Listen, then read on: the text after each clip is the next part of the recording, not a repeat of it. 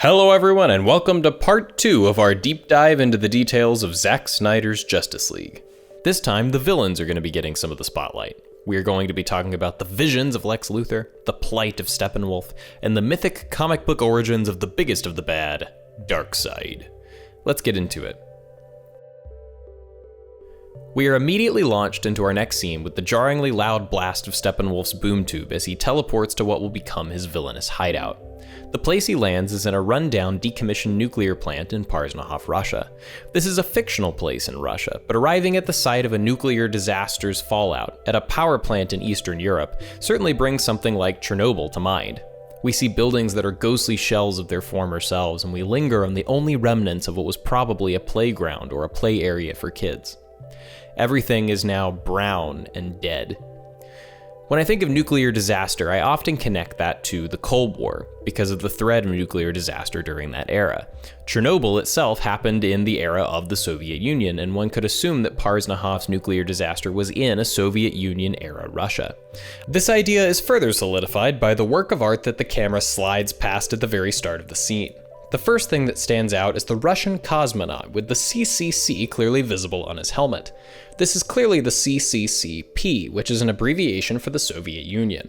This image of the cosmonaut reminds me of this poster of the cosmonaut Yuri Gagarin, entitled "The Fairy Tale Became Truth." Given Snyder's attempt to bring superheroes, or a form of fairy tale, into our grounded modern world, that title feels oddly relevant as well. The art is torn, and just outside there is a tattered red flag, which one can easily infer is a Soviet flag. On the right side of the work, there is a man in short sleeves with a wrench who would presumably represent the worker, the working class who is building the rocket that the cosmonaut will eventually pilot. At the top of the work, the background is made up of geometrics and primary colors, which seems to be very inspired by the Dutch artistic movement De Stijl, or the style. It certainly doesn't follow all of the rules of that movement, but by what is on screen, you can see the resemblance. Overall, the piece is definitely a work of Soviet propaganda, but the style of the art itself is really comic art. There is a simple quality to the colors and the line work with less shading than you might find in a different type of illustration. One might wonder if Snyder is drawing a parallel between propaganda art and comic art. Both have a graphic quality, they are bold and the colors pop. This isn't the first time propaganda has entered Snyder's DCEU either. Man of Steel thematically focuses on the difference between independent individuals with the agency to choose their role in life, and Krypton's planned society, in which every individual is assigned a role at birth to fulfill. Every child was designed to fulfill a predetermined role in our society. As a worker, a warrior, a leader, and so on. Your mother and I believe Krypton had lost something precious. The element of choice, of chance. What if a child dreamed of becoming something other than what society had intended for him or her? What if a child aspired to something greater? And that certainly draws to mind more planned societal structures like the Soviet Union, in which the government is the central authority in the economy and jobs were often assigned to the citizenry after they graduated. In Man of Steel, when he goes to the Kryptonian ship and learns of Krypton's history, we saw essentially Kryptonian propaganda, which was animated but featured many qualities of fascist art, as well as elements from Greco-Roman art like the busts without pupils. We aren't going to spend the whole video on art analysis, but there is definitely intentionality here and some cool parallels to draw. In Justice League, the artwork is severely tattered and it is present in the middle of a nuclear disaster site, which has a little bit of irony. Here is this uplifting, patriotic propaganda piece about the greatness of this society, and it is present in the broken rubble of that society, which did not last the test of time. There certainly seems to be some commentary there. I love the way the parademons chitter and fly and hover. Their noise and activity remind me of a wasp's nest, but way scarier, and it reinforces an animalistic quality that they have. They are not human in their manner the way Steppenwolf is. They screech as opposed to sentient conversation, and they seem to only exist to take the orders of their masters with complete obedience. As for their nature in the comics, and for what a boom tube actually is, I did some reading to prepare for this video, and this is what I found out. Comic explaining time. So in the Jack Kirby comics from the 70s, Steppenwolf is the Master General of Darkseid's army, and the parademons are like shock troopers that act as a police force maintaining order on their planet of apocalypse. They can withstand a lot of pain and mercilessly inflict a lot of it as well. In the Kirby comics, they are genetically engineered and bred and manufactured in mass, but in the New 52 version, they are created out of citizenry captured by Darkseid. This movie has its own explanation, which is closer to the New 52 version, which we will get into when we get there. And for those of you who don't know, New 52 is sort of a reboot of the DC universe that happened a while back, where they reinterpreted a lot of the classic characters. In comparison to the comics, Steppenwolf is also much more alien in this film than those original, more human character designs.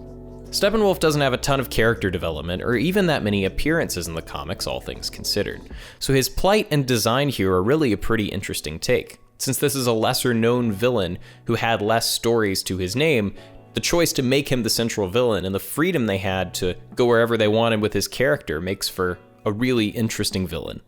Finally, you guys probably already knew this, but boom tubes are wormholes through space that allow our characters to teleport around, but in the comics this is usually through some sort of powered technology, like one of the mother boxes. So we can assume even here that some sort of alien technology and tech is allowing him to do this. Alright, back to the movie. The way Steppenwolf's metal armor constantly ripples and settles, along with the almost Transformers-esque sound design, is really cool. I wonder if there is a correlation between the movement of the armor and the person wearing it. It is particularly active near the end of the scene when he gets a little emotional, so I wonder if it reflects something about his current state in some way, like Rorschach's constantly fluctuating face patterns. His response to discovering a radioactive wasteland of a city is, "It's toxic. That's good." Which is a kind of hilarious line. "It's toxic" could easily be a meme that would certainly apply to a lot of previous discourse around DCEU films on the internet. In the literal sense though, Steppenwolf is an alien, and on his homeworld of Apocalypse, everything is a complete toxic wasteland of fire pits or desert described as a primordial hellscape, so toxic probably feels like home to him. It makes sense that his home base would be in the most toxic place he could find, because it resembles his home of Apocalypse.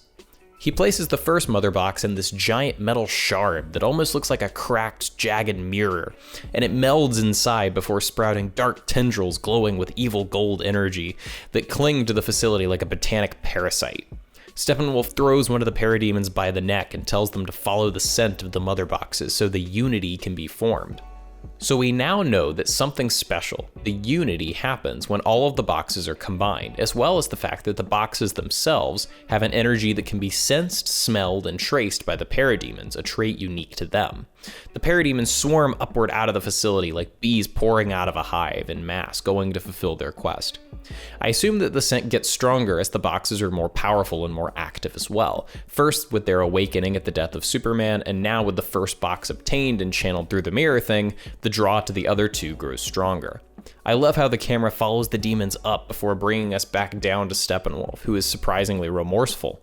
We get our first glimpse into Steppenwolf as a character, not just a world-ending menace. He wants this world to fall like all the others, so that he will see his worth again. So for one, conquering entire planets is routine for Steppenwolf. And two, we have to wonder who this he is. Spoiler alert, it's Darkseid, who we'll be talking about extensively here. Giving Steppenwolf an actual motivation adds so much to the film. He has conquered plenty of worlds, but this world and this conflict are personal to him, which adds stakes for him as the villain.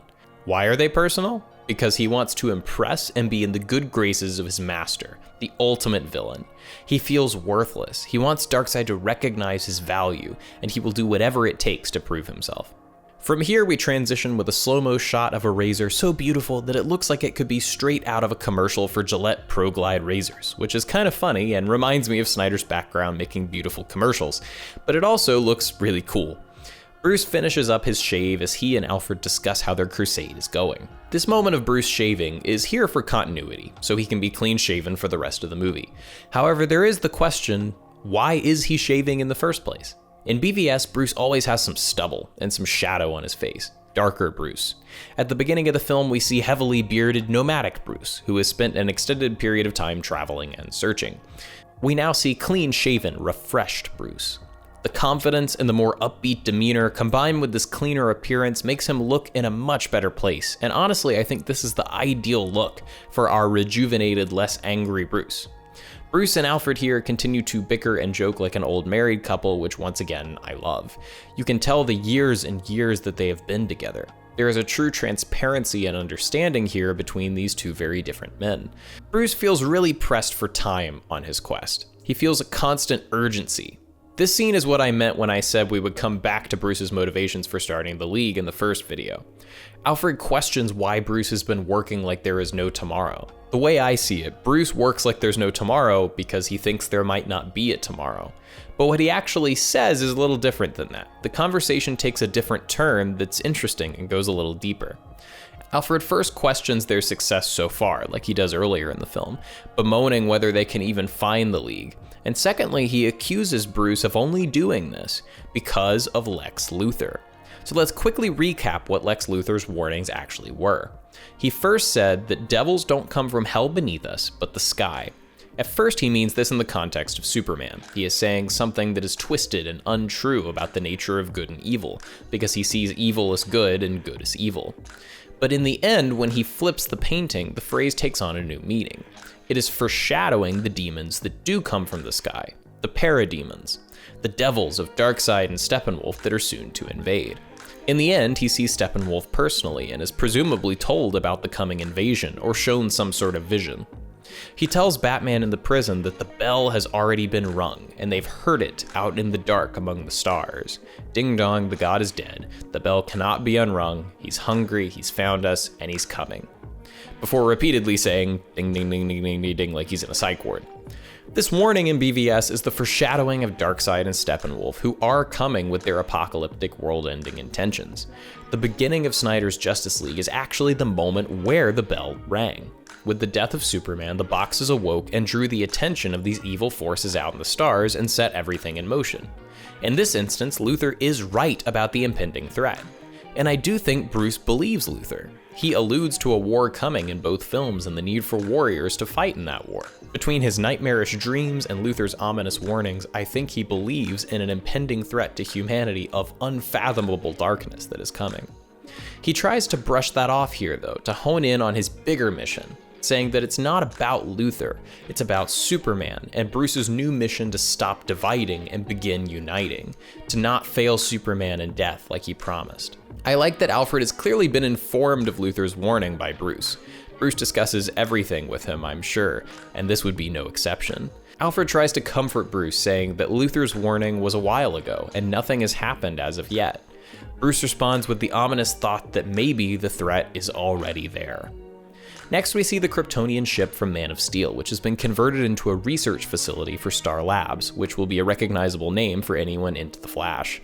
The main purposes of this short scene is to introduce and tease the Cyborg story arc, to show the parademons as a creepy threat while they're looking for the boxes, and to introduce the idea of missing persons who are being abducted.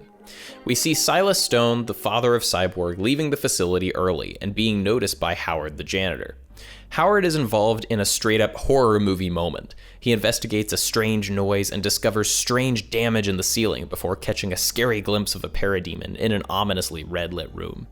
The parademons being here narratively suggests that mother boxes are nearby, or have been previously. As Howard screams, we transition back to Themyscira. I think this sequence is pretty awesome. To warn Diana of the threat that is coming, the Amazons perform an ancient ritual and tradition in which they prepare the arrow of the Greek goddess Artemis, the goddess of the hunt, and the most important goddess to the Amazons. Epic drums and ancient lamenting voices once again accompany this scene in the score. Hippolyta's gold armor is epic and reminds me of the gold warrior armor of Asteria that Diana wears in Wonder Woman 1984.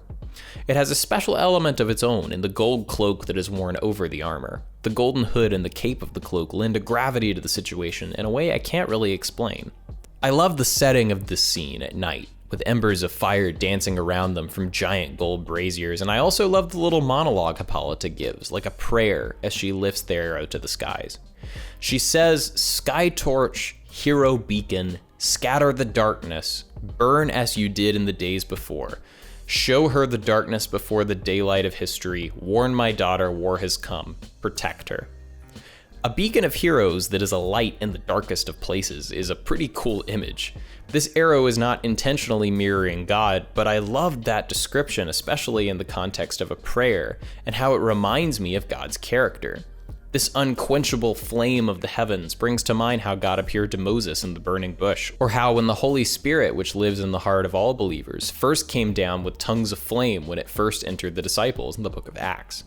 This flaming arrow is a beacon of hope that she asks to defeat darkness, which God certainly does as the ultimate light and the ultimate hope in darkness. Asking for this light to burn as it did in the days before is like asking for the presence of God to permeate and to be made known in a new way, and to see him clearer and brighter, to warn her daughter and to give her wisdom and ultimately protect her. She's praying for the protection of her daughter, and that certainly brings, prayer and God to mind. She is trusting in a divine source to guide her daughter and to bring about the dispelling of darkness, and we should all pray for our own children and for God's aid against the darkness that we face in our own lives. This arrow is so divine and epic that it flies true all the way from Themyscira to a shrine of the Amazons in Crete, which is one of the Greek islands. And it goes from a small flame to a giant erupting bonfire as the music swells. I am a big fan of that part. Diana is examining a statue in her job at the museum when the TV shares the news that the arrow has landed and is burning. Her French coworker assumes this is a work of arson, but this flame is not a natural flame, but a divine one that cannot be put out by man. She knows this is an ancient warning sign that can only mean one thing: invasion. We cut back to the story with Silas Stone at the Kryptonian ship site, and he is informed by Ryan Choi that their electron laser wasn't stolen, while investigators are taking photographs of the parademon damage. The lab is obviously aware of a break-in, though they do not understand the reasoning or its origin. Also, Ryan Choi is the character of the Atom from the comics, so Zack Snyder's Justice League is definitely teasing the existence of that character in this universe. Silas gets questioned by the investigators about a missing piece of equipment, which we will find out later is actually the Mother Box, and we are given hints as to Silas's involvement in the story as someone who took the box and used it for his own means. He briefly explains that in this world, Star Labs is working for the government, investigating alien technology before showing them the crashed Kryptonian ship. We find out that 8 others from the lab have been abducted. Silas knows that the box is alien and special. He knows its power, and he knows that he has it, a secret that is dangerous for him.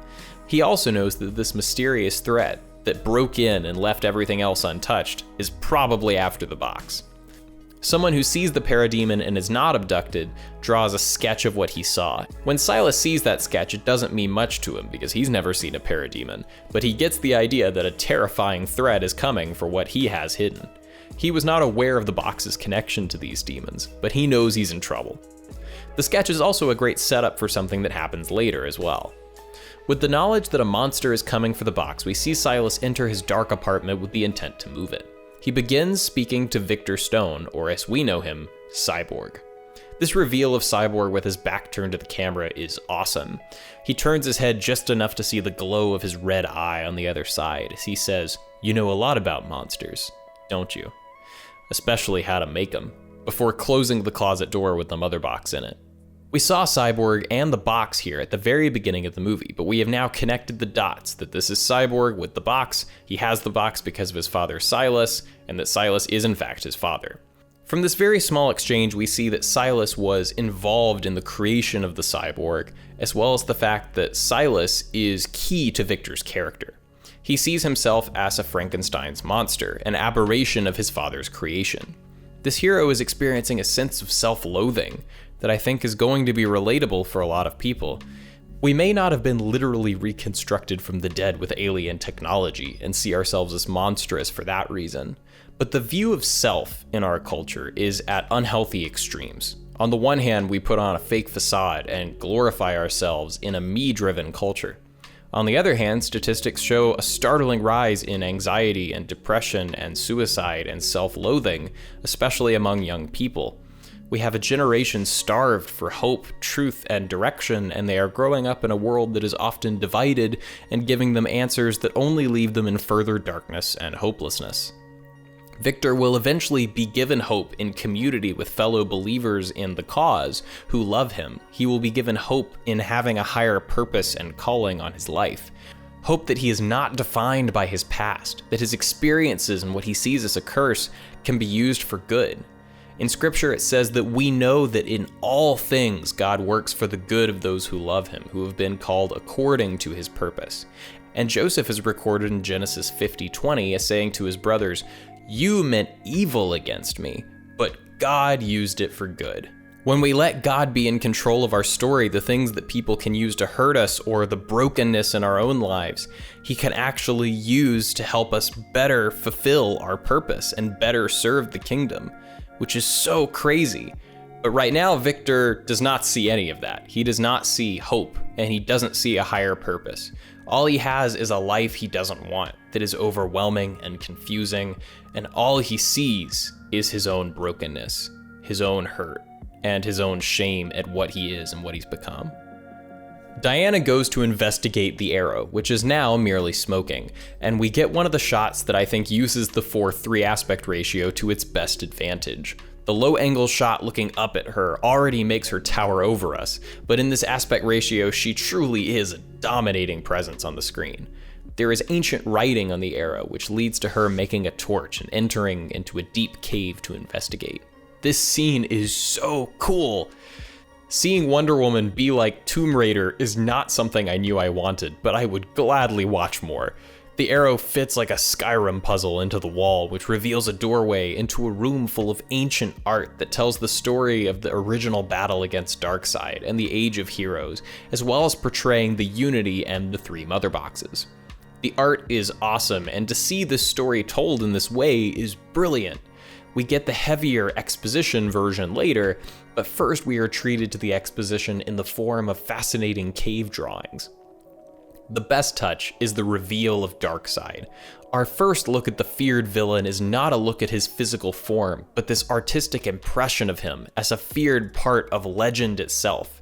He is larger than life and ancient, so transcendent in time that he stands tall in this ancient retelling on the cave wall. The music swells and we have been introduced to the real threat. The mother boxes herald a threat, Steppenwolf appears and speaks of the real threat, the one who he would do anything for, and now we get teased with the real threat's likeness. Darkseid. Diana is clearly disturbed by this realization. Next, we cut to one of the coolest scenes in the entire film, with some of the coolest shots in the entire film. The seas are restless and brutal, and they batter against a fishing boat which is literally vertical at this point. As sea foam crashes onto the screen, he calls for help, and we know Aquaman is coming because of the hints of electric guitar in the score. Aquaman appears as the strings play an angelic-sounding chord. His features are hard to make out amidst the sea spray, and he stands in front of a white sky that gives him a divine appearance. A wave crashes onto his back. It is truly an iconic image which plays out in slow motion for us to truly appreciate. It's also cool that the ship is named the Cortland, because that name comes from the novel The Fountainhead, which Snyder has also wanted to adapt for a while. There is also a Fountainhead reference earlier in the film in the newspaper from the Daily Planet, since that story is about an architect who is working for a bank, similar to the storyline of The Fountainhead. Arthur takes the guy that he saved and slams him down on the bar counter before downing a bottle of whiskey. He seems angry and moody. He is frustrated at this man's stupidity to be out in the storm in the first place, but I think he is moody for a bigger reason. He realizes that the sea is storming and angry because of the threat that he can actually do something about. He returns to the sea because he does feel called to be a part of solving the problem, even though he may not want to. Also, the line about the guy he saved paying for his drink is funny and adds some humor to the moment. Arthur is brittle and irritable in this telling of the story, but underneath the rugged exterior, there is a charm. He definitely doesn't want to be a hero and would rather be gloomy and edgy, but he is a hero, and he is greatly likable to the audience for that reason. After all, he did save the fisherman despite his disregard for the storms. As Aquaman walks into the water, there is some stunning cinematography. Nearly every shot in this sequence is absolutely gorgeous and some of the best use of slow motion I've ever seen. It's awe-inspiring in a lot of ways, particularly the close-up of the water flying off of Momoa, and the shot from behind where waves crash on either side like the water soaring into the air in the parting of the Red Sea. There is such an epic, grandiose quality to that shot. The religious symbolism continues in the music that accompanies this scene. The village sings a song in love and longing for Arthur earlier, but this song, I think, is truly the song that captures Arthur as a character. It is called There Is a Kingdom, and it's once again by Nick Cave and the Bad Seeds, who wrote the song that complimented Lois's Morning in the Rain from earlier. The vibe is perfect as the piano intros us into the song. It begins on the radio in the bar, and then goes from diegetic, or in-world sound, to non-diegetic sound, where the song becomes full force along with the sound of the waves. The lyrics include, "The starry heavens lie over me, the moral law within, so the world appears through this mist of tears. There is a kingdom, there is a king, and he lives without and he lives within. There is a kingdom, there is a king, there is a king, and he is everything." Listening to that, my mind considered two possible meanings. Firstly, a spiritual meaning, because this is overtly spiritual language. Jesus is the king above all kings and the Lord above all lords, and God rules over the kingdom of heaven, just like in the Lord's Prayer when it says, "Your kingdom come." We try to keep a heavenly perspective and focus on not just the way things are here on earth, but to remember that there is a heavenly kingdom and heavenly treasures that we can store up for ourselves. There is eternity to work towards, and that's the work that's really important. The song speaks of this king living without and within, which certainly adds a spiritual element to the song. What king can be within us other than God, who is omnipresent everywhere, yet also within believers through the Holy Spirit, who is our comforter and our conscience and our personal connection to the Father? This could also be the moral law within that the song speaks of. The innate law of God, which is written onto our hearts, or the Holy Spirit within us, guiding us to God's wisdom and morality. The song ends with the words, "There is a king, and he is everything," and I can think of no other king worthy of such a title than Jesus. I do think the use of this song in this context with Aquaman also brings out some interesting ideas to read into the song in a new way, however. Aquaman himself has the blood of a king, but he is currently not ruling. He is a king, and he does have a kingdom, but it's one that he's abandoned in some way. Like Nick Carraway in The Great Gatsby, he is within and without. So there is a king, and he lives within and without. He is not a part of Atlantis, but he still has a foot in that world, and he has to, because the blood of an Atlantean king runs through his veins. It's his destiny in a way, whether he wants it to be or not. And we see that because in this scene, he is literally going to return to that kingdom, which is cool. In addition, I like the line about the mist of tears in juxtaposition with these beautiful shots of misting sea foam flying across Momoa's face. That line about a mist of tears also applies to his character, however, in addition to the visuals. I think one of the best things about this scene is how it lets you into Aquaman's inner world, as all of these music sequences have so far.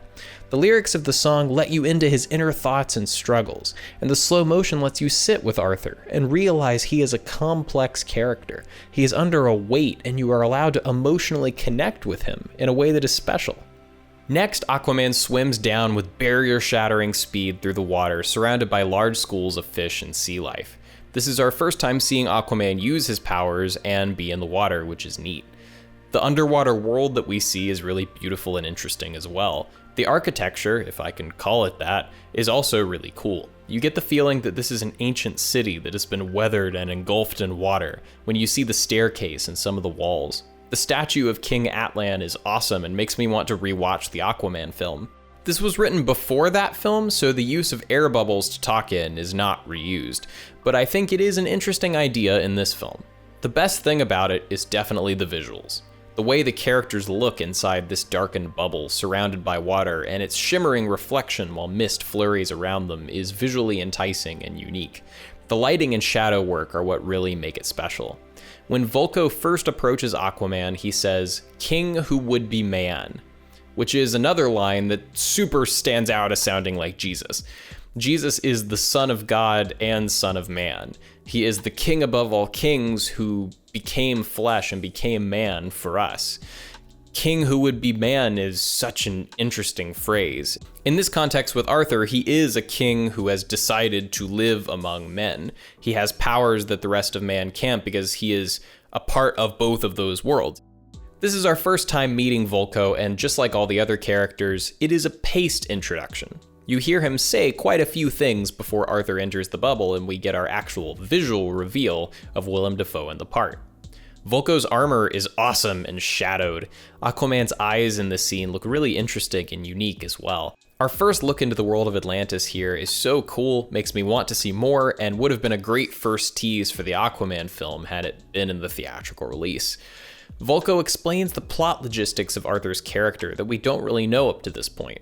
Up to this point, we know that he has powers and he's from Atlantis, but here we really hit home that he's not just abdicating responsibility to fight with Bruce, he's actually running from responsibility in his own private life. He is the son of the Queen of Atlantis and a human man of two worlds, and destined to take up the throne from his scheming brother, who is more worried about starting a war with the surface than he is the threat of the mother boxes. This is some hardcore setup for the Aquaman film. King Orm is a bad king, he's fanning the flames war with the surface, Arthur should be the one taking his place, and he's not going to do that in this film. That's set up for the next film, but it sets up the turmoil that's currently within him because of that conflict.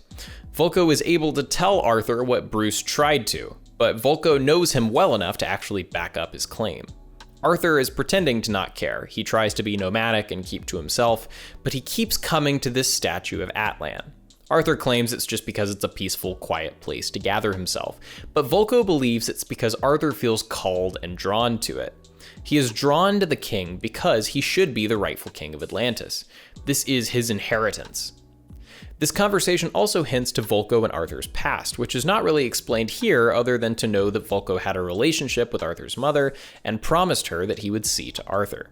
Despite continuing to make a difference and save people, Arthur has tried to disown not only his responsibility, but also his people as a whole. He claims that he is human, not Atlantean. It is Vulko's people, not his, so their suffering is not his responsibility. Atlanteans, he says, are brutal, petty, and superstitious. Really, he is trying to deflect from the real truth. He stays in the surface because he is not pressured to be anyone or do anything in the surface. He has permission to follow his own whims and do whatever he wants. He's not expected to be a king. However, now that is changing, because in the surface world, Bruce is trying to recruit him. I love what we learn about King Orm here. Not only that he's trying to bring about war with the surface, which comes to fruition in Aquaman, but he is also blaming the work of the parademons on the surface people in order to do it. He uses this dire threat to his people as an excuse for his own agenda. Vulko says the Snatchers have come from the dark place, which is language that I love. He's referring to these villains as hellish forces that come from a dark, hellish place. Also, we see that the parademons are working in the same way, regardless of which kingdom they are going toward. Just like people were snatched and interrogated in Star Labs, the Atlanteans are being hit as well. He knows the box is in danger, and he implores Arthur to protect it and to step into his calling. This conversation gets so epic and mythic and almost theatrical in nature as Vulko shouts, "Take up your mother's trident," before throwing it to the ground when Arthur rejects it. The shot of the trident on the ground as water runs along the steps is great. Vulko knows that Arthur can't turn his back forever on either of his homes and jets away with his long hair gliding through the water. Arthur then gazes upon the face of Atlan one more time, staring his destiny in the face. We have two major scenes left in this section, the talk between Steppenwolf and Desaad, and the big reveal of Darkseid in the Age of Heroes flashback with Diana and Bruce. Desaad is in the comics as Darkseid's right-hand man, his brother, and the High Priest of Torture. He is more human in the original Kirby iteration, but becomes more powerful and alien in the New 52 line of comics that followed. He is a sadistic figure that is super evil. Desaad's name is most likely an interpolation of the name of a famous French writer who lived in the 1700s named Marquis de Sade. The term sadism is literally derived from his name because of his work.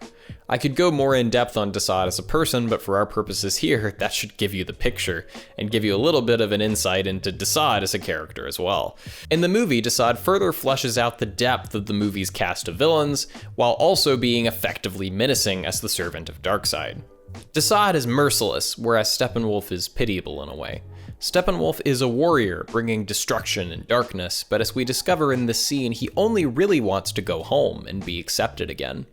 It's always great in a movie when the arcs of the hero and the arcs of the villain come together to tell a whole thematic idea, which is why I love how in this scene with our villains, we still reinforce the main themes and messages of the film. When Steppenwolf looks at Earth, he sees a world destined for destruction that will easily fall because we are divided. We are at war with each other, and as he says, we are too separate to be one. We look at each other and only see our differences. We grow more divided and move further apart. We can see in scripture the importance of unity and the results of division.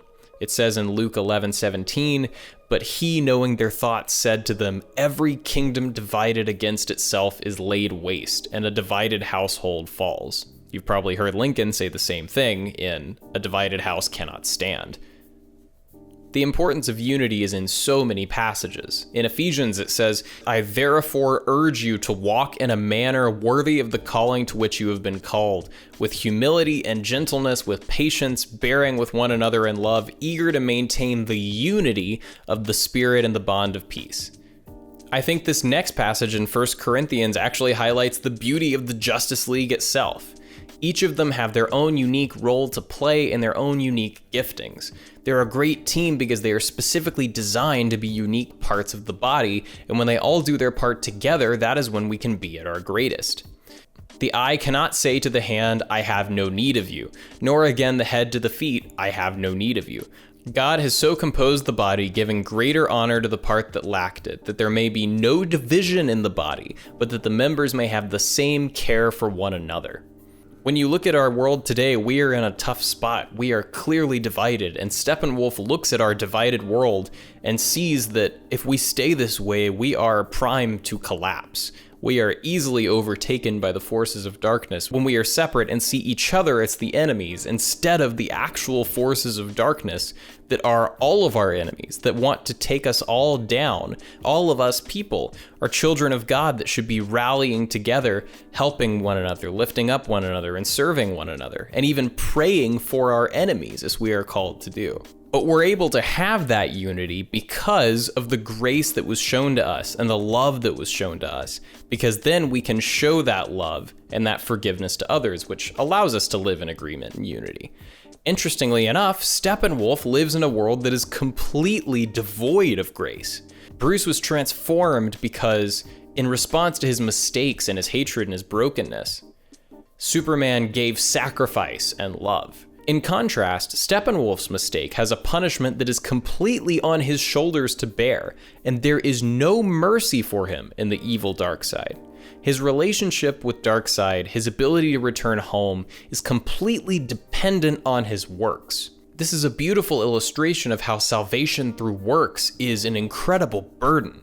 If our salvation is based upon our own ability to work hard enough to atone, it is impossible and hopeless.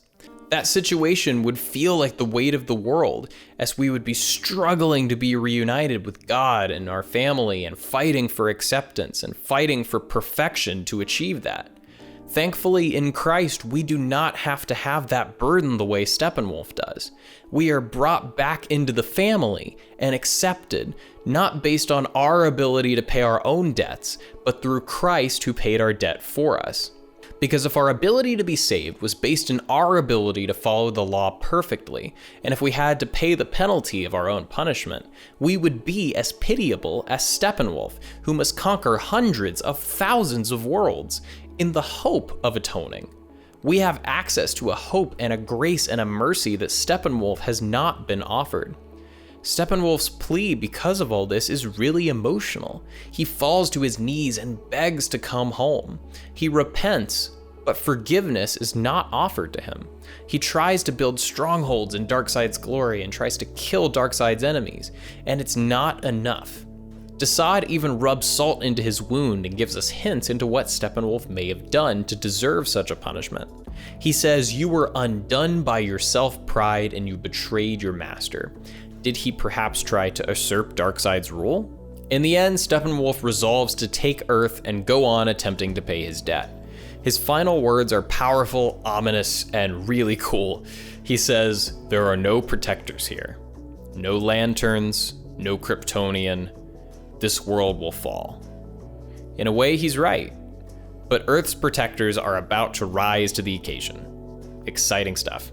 Next, Diana goes into the Batcave to regroup with Bruce and tell him of what she's learned. There is a chemistry and a humor to their exchange that I enjoy.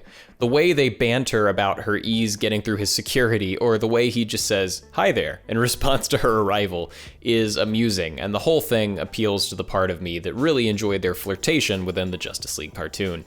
When she sees the troop carrier Bruce is working on, she references Steve Trevor, her long-lost pilot love, which is a nice touch as well. I love that Bruce is so proud that he is going to make the plane work, even when all his top engineers couldn't. He always likes a challenge. It is interesting that he is working on a troop carrier as well.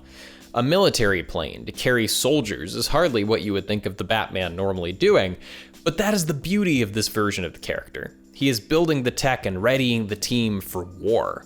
Diana is able to affirm that his worries were founded. This is the scene that the whole chapter in the film is named after, the Age of Heroes. This is the flashback that explains the world-crushing menace of Darkseid and shows us for the first time what the Golden Age of Heroes was actually like. This is the fight of the past that sets up the return of the Age of Heroes and the epic battle that is to come when Darkseid returns. Darkseid is an invader and a conqueror who rules the hellish world of Apocalypse, and he transforms other worlds with the Mother Boxes to be just like his own as part of his ruinous empire. He comes with his imposing armada and lays waste to worlds. He is not just a villain, but a name feared throughout all corners of the universe. The only reason he was defeated in this first attempt to claim Earth was because of the united peoples of Earth. All of the planets but Earth fell, because instead of being a divided house and a divided strength, protectors of all kinds were together in their quest to save the Earth. This was truly a golden age because everyone seems to be in their peak. They are fighting together, and because so many of these civilizations fell into a sort of ruin after this point. We are reminded that Atlantis had not fallen into the sea at this point, and was still ruled by King Atlan before his self-exile. The Amazons had not been betrayed and enslaved. They were not living alone, hidden and isolated in Themyscira. The Green Lantern Corps was active on Earth. The old Greek gods even put aside their differences and fought as one. This scene gives us some important exposition as it is the first actual explanation of the Mother Boxes and our first glimpse into Darkseid in person, but it is also just an incredibly entertaining scene to watch. We get to see Artemis shoot her golden arrows, we get to see Zeus hurl lightning bolts, we get to see Ares look cooler than he has ever looked in this series as he literally hacks an axe straight through Darkseid's shoulder. We see our first appearance of a Green Lantern in the DCEU. This is a brutal, intense, and awesome war sequence, and the music really adds to that. I also love seeing all the different groups of men that are fighting. They come from different cultures and fighting styles. King Atlan sends supernatural shockwaves from his trident and brings his navy with him. This battle is exciting and epic in scope, truly a battle for the ages. Darkseid himself is a force to be reckoned with from his first appearance, center frame towering over us and leaping out of his ship onto the ground. With one hit of his staff, a pattern is traced across the whole battlefield. This may be the anti-life equation, but we'll talk about that later. You truly get the sense that it took a united front of the greatest warriors in the world just to hold him back. I also like the appearance of the Mother Boxes here. We learn that they are change engines and can reshape the Earth to be like Apocalypse, but also that they are mythic ancient artifacts of a sort that Darkseid's three mystics actually worship. It is interesting that a movie all about the importance of unity uses the term the Unity to describe what will destroy the world, since that is the name for the three Mother Boxes coming together. I suppose there is a danger in false unity, or the unification of a greater power in the hands of evil. After all, change is not inherently evil, but the great power found within the boxes has the chance to transform worlds to ashes of themselves. In addition, all who survive the death of their world are transformed into parademons. I throw the words epic and mythic around a lot when I talk about this movie because at its core it is creating a modern mythology around these superheroes, and it is pretty epic, but scenes like this give it that feeling to an extreme. These kinds of battles and the mythic history that they lay down are great, and what is really cool is these characters have been part of a similar effort from their very inception. Darkseid, Desaad, Steppenwolf, the Boom Tubes, and the Mother Boxes were all the creation of the writer and artist Jack Kirby. You probably know Kirby from his work on some of Marvel's biggest characters, but his creative contribution was not recognized by the public at large at the time in the same way that they recognized figures like Stan Lee. Unhappy with this, he left Marvel in the 70s and joined on with DC. While he was there, he created what would later be called the Fourth World, a grand superhero mythology separate from the rest of the DC world that involved the fall of the old gods, or the gods of Greek myth, and the rise of new gods, from New Genesis, a utopian heaven-like world, and Apocalypse, a hellscape that would be ruled by Darkseid. This was an epic clash of good and evil, and beings and families of cosmic power, and it would be packaged in a new way for comics as a medium. Multiple stories from multiple series that would be gathered into a single epic. It was a grand experiment with the creation of new worlds steeped in their own new lore and cosmic world-shattering forces, good and evil, light and dark, and gods and men fighting for dominance. Kirby had a huge impact on the world of comics as a whole, as a remarkable artist as well as a creative force. A friend of mine once said that Kirby's art is comics. This chapter of his career has an interesting legacy of his own that compares to Snyder's Justice League in some ways that interest me. He tried to build his own mythology and do something unique within the world of comics, to outdo all of his previous achievements. The result was a series that in the end didn't sell quite as well as DC had hoped, and creative differences began. They wanted Kirby to simplify the stories, and eventually he created some new characters that DC decided they wanted him to work on instead of the Fourth World projects. His epic was cut short and the multiple series got canceled, and he worked on other comics for DC. In the mid-80s, Kirby was brought back and allowed to give the Fourth World an ending in a graphic novel called The Hunger Dogs. This had its own creative differences as well, but the bottom line is, Kirby did something unique and bold despite whatever problems it had. He never really got to end it, and he did his best to work within the corporate system. Eventually, he got to give it an ending and revisit it years later. In a weird way, that reminds me of Snyder creating new DC films that treat these superheroes as mythological figures, having creative differences, leaving with an unfinished saga, and being given the chance years later to give it an ending, though there are plenty of threads left unfinished. That parallel is kinda cool. And the fact that Kirby's creations would be seen in Snyder's Justice League with such prominence is a testament to how the art we see at the time may be seen differently as time goes by, and may be appreciated in a way it never was when it came out. This is a beautiful picture of the impact our art can have on future generations. Darkseid is now one of DC's most iconic villains, is present in plenty of cartoons and comics, and the villains from the New Gods comics in the 70s are now appearing larger than life on the big screen in 2021. That is pretty awesome. So to finish out, the people of Man, Atlantis, and the Amazons decide to hide and protect the Mother Boxes to protect them from Darkseid after being the first to ever defeat him. One, this is incredibly Lord of the Ringsy, which I love. The enshrining process to hide the boxes before putting them in their resting place to be protected was really cool. Especially that squid thing that covered the box was creative and interesting. In the last little exchange between Diana and Bruce to end the chapter, we have a call to action. The enemy is here and the time has come to find the others. The time for a new age of heroes has begun. Diana wonders if it is possible, as others have said that an age of heroes would never come again. Bruce has faith. He states, as he always has, that an age of heroes will come and that it has to. If you believe that good will conquer evil, like he does at this point, and that the only way to stop this evil is through unity, then you have to believe that that unity is going to happen. That the heroes of the world are going to unite and put their differences aside. They're going to make that happen. And if they don't, the Earth will be yet another lost world under Darkseid's belt. I hope you guys enjoyed part 2 of our deep dive analysis into the Snyder Cut. Be sure to subscribe so you guys can see part 3 when it releases, and like the video if you like the video. I will see you guys next time.